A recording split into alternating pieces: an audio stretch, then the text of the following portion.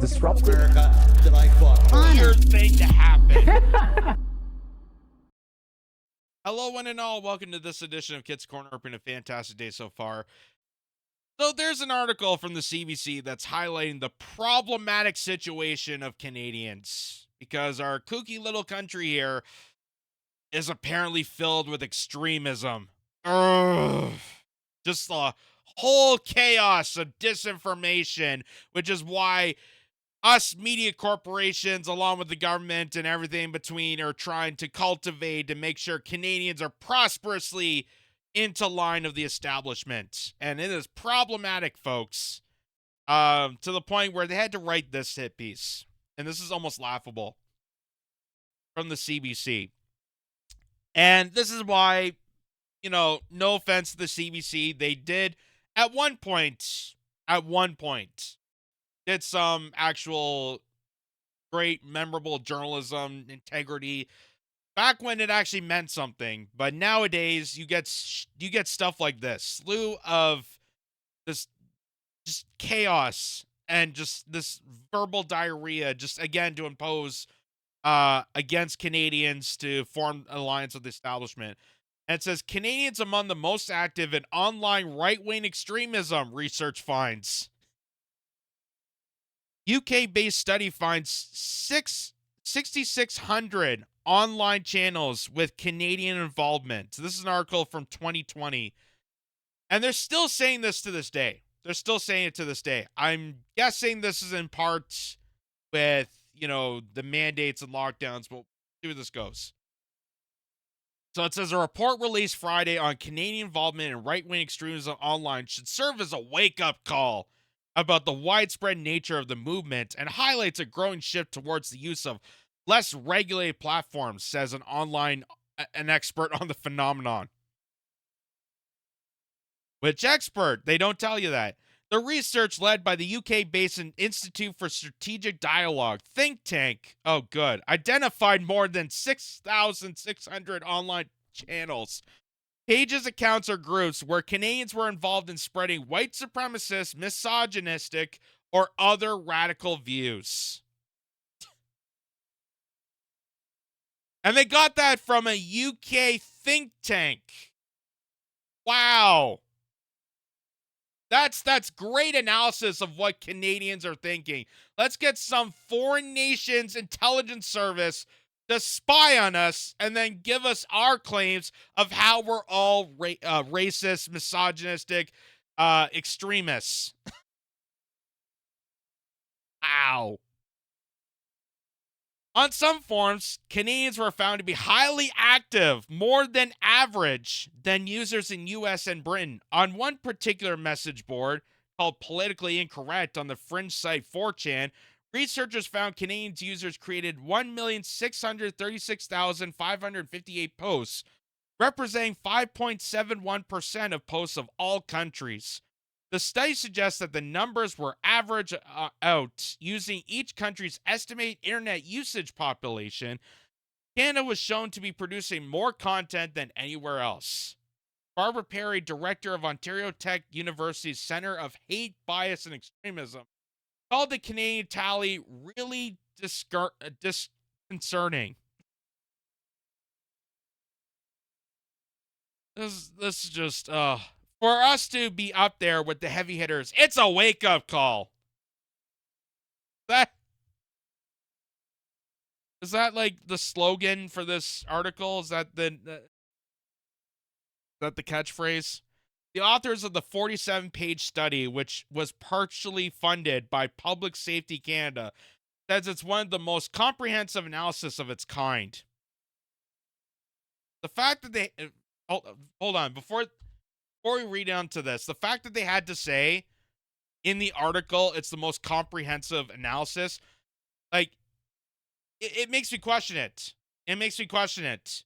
Like, you have to say it in the open to say it's a good analysis. It makes me question it. It makes me question it. The fact that you openly had to state that in the article. That a UK study from this intelligence group studying people on the internet from random chat rooms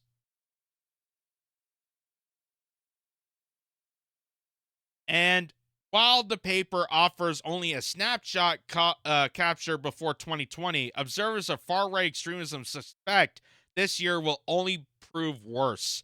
Globally, in recent years, we have seen a surge in activity by right wing extremists in terms of violent mobilization, protests, but also the use of disinformation and coordinated hate online, says Jacob Davey, senior research manager and a study co author. Unfortunately, Canada hasn't escaped that trend. The researchers describe right wing extremism as being characterized by a racially, ethnically, and sexually defined nationalism, often framed in terms of white power, centered on perceived threats by minority groups. Not all the online chatter is illegal, but much of it is covered by the Canadian Charter of Rights and Freedoms, but the authors still consider it problematic. As if they're trying to say, like, well, damn it, we have free speech laws, so I can't really do anything about it, but I gotta still say it's problematic. Luckily, luckily, things got for the better for the establishment as this article went off. That's why we have Bill C-11. That's why you have Bill C-18, the Online Censorship Acts that they're trying to cultivate, the streamline against podcasters and YouTubers and content creators, how they want to basically capture up the media sources and link them towards government-approved propaganda stunts, everything in between, and also how when there was the notion to bring all Canadians together during the Freedom Convoy, all walks of life, all different credences, all different religions, gathering together to fight against the authoritarian mandates that were imposed on all Canadians, the Canadian government retaliated against Canadians. They were the ones that were being misogynistic and racist and villainous against Canadians, that brought everybody together, all walks of life, black, white, brown, all different credences, all different religions, all different ethnicities, all different cultures, all different occupations, all different sexual orientations gathered together in part of this freedom convoy. And what did the Canadian government do? They exploited it and made it divisible against and epitomized people for it. They're the ones that are making this radical and racial. They're the ones imposing misogynistic claims. They're the ones that are cultivating this extremism. They're the ones that are pushing for authoritarianism. I would say that's way more extreme than what randos are saying on a 4chan chat. I'd say that would be more problematic. The democratic Canadians, the true patriot love, is now turning into an authoritarian hellhouse filled with globalist dictators that want to impose provisions against you. I think that's more problematic and something that should be more covered on the CBC if they actually did journalism than saying that randos online making stupid jokes at each other is considered problematic. It's so ridiculous. It's so ridiculous.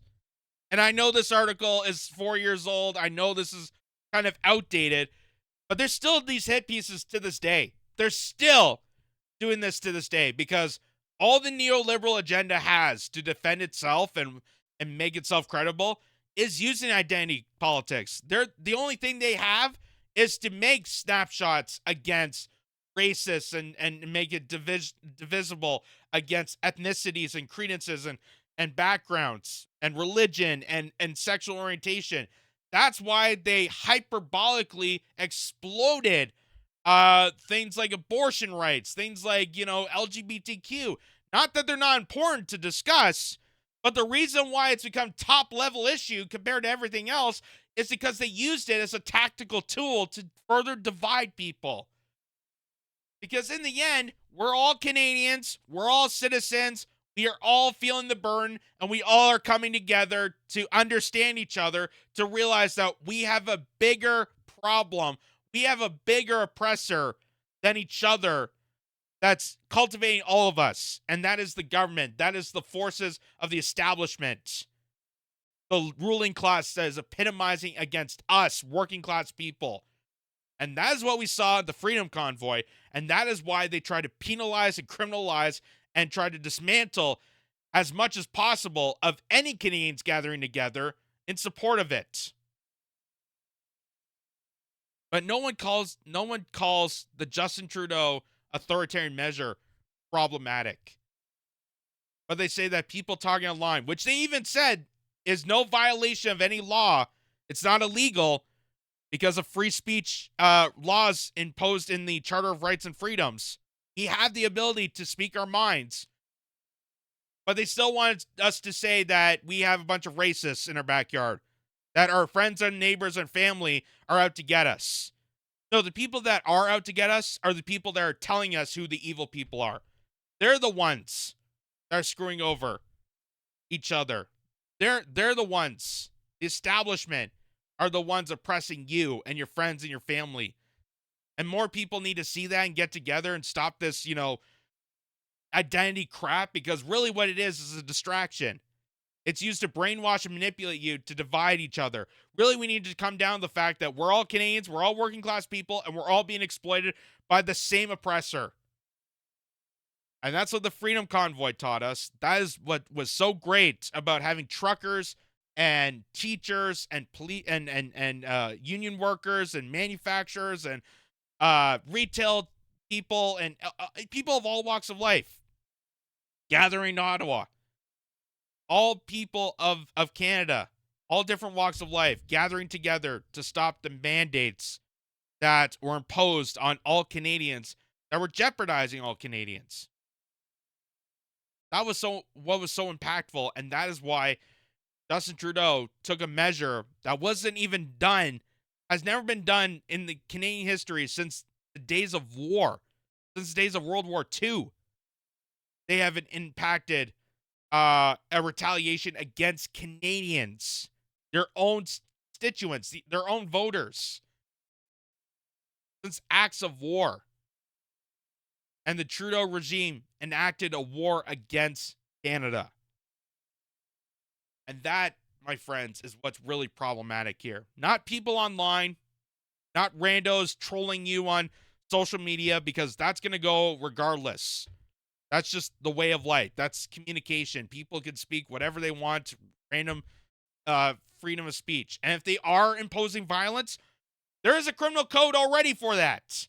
There's already means of a justice system that goes down on people that impose violence, that are threatening people. We already have that as part of our justice system.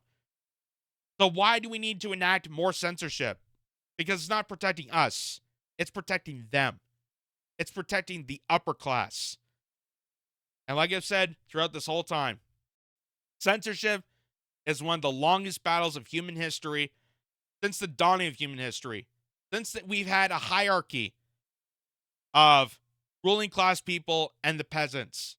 They've always wanted to keep us under the dark. They've always wanted us to keep us unknowledgeable, unintelligent, not knowing what the hell is going on with the world. So that the ruling class people can have the most power, the most knowledge to exploit us people. Exploitation is diminished when people become more knowledgeable of how they're being exploited. And that's why we need to fight against censorship, not try to impose more ways to censor out people.